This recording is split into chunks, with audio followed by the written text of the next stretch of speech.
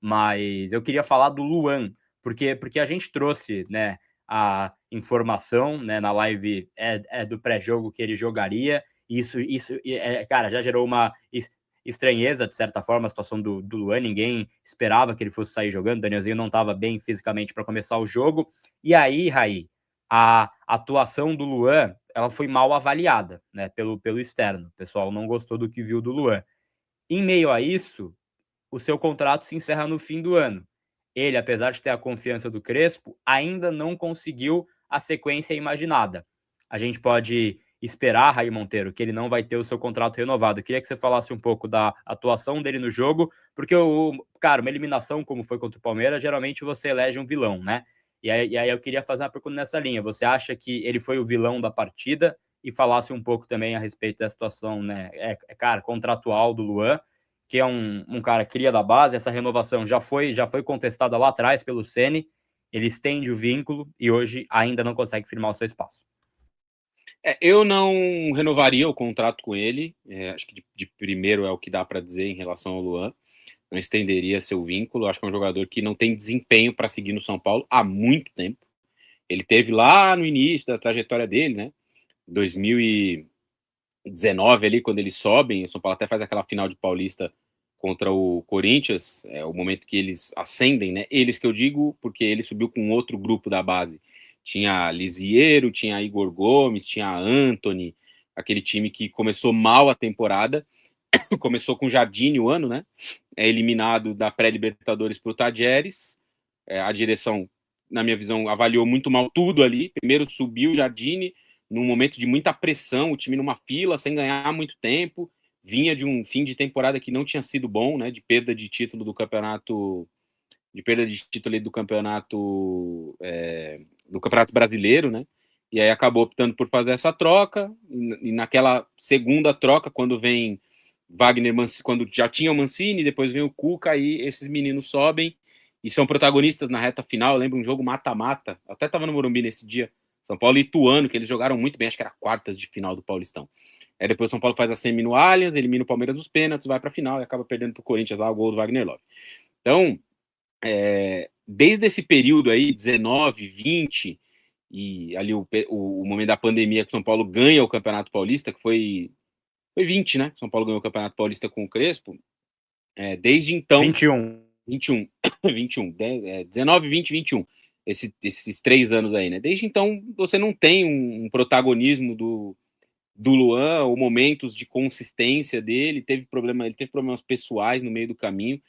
E eu acho que é importante na formação, de alguma forma, você também tentar cuidar da pessoa.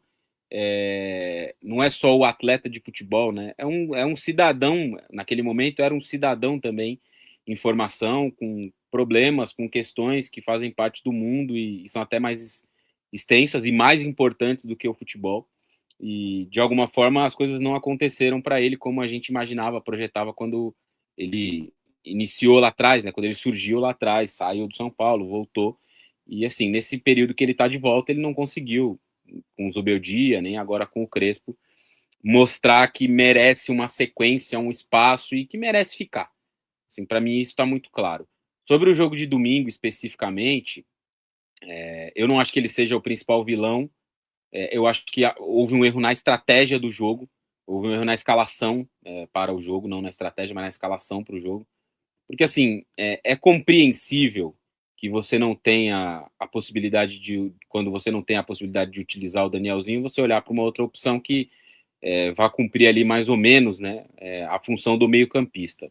Mas a questão aí, na minha avaliação, em relação ao Luan e à escolha para ele para iniciar o jogo, é que se trata de um jogador que há muito tempo não desempenha, mal na maioria das vezes que entra. Assim, do estádio, a sensação é que ele está sempre muito pesado, muito atrasado para chegar nas jogadas. E não é que ele está gordo ou coisa do tipo, dá para ver nessa foto que ele está em forma, mas talvez não esteja na forma para jogo. Em forma que eu digo, ele não está acima do peso, né?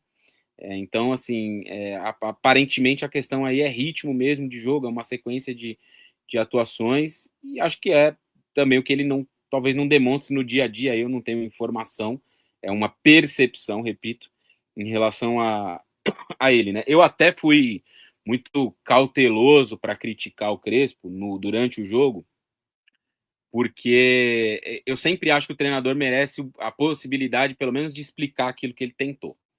Então eu não fiz nenhuma publicação ao longo do jogo, mesmo com a atuação ruim dele, nenhuma crítica em nenhum lugar, porque eu me guardei o direito de esperar ele explicar. Eu até fiz uma entrada muito breve na Jovem Pan quando o jogo acabou, no pós-jogo lá, tá no YouTube para quem quiser ver, e foi antes da entrevista do Crespo. E lá eu até digo, vamos esperar a entrevista coletiva dele para ver o que ele vai explicar.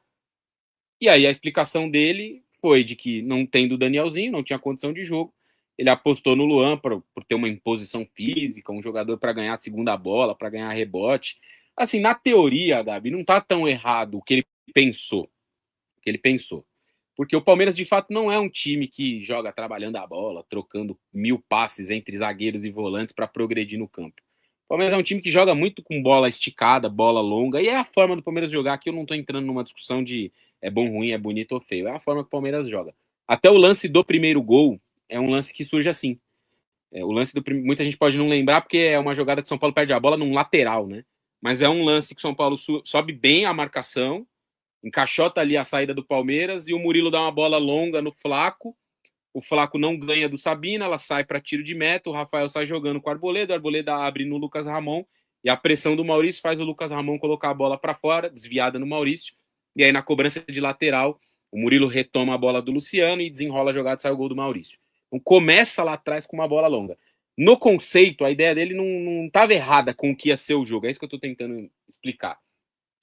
Mas a execução foi péssima, porque ele é um jogador que não vive uma boa fase há muito tempo, que não joga bem há muito tempo.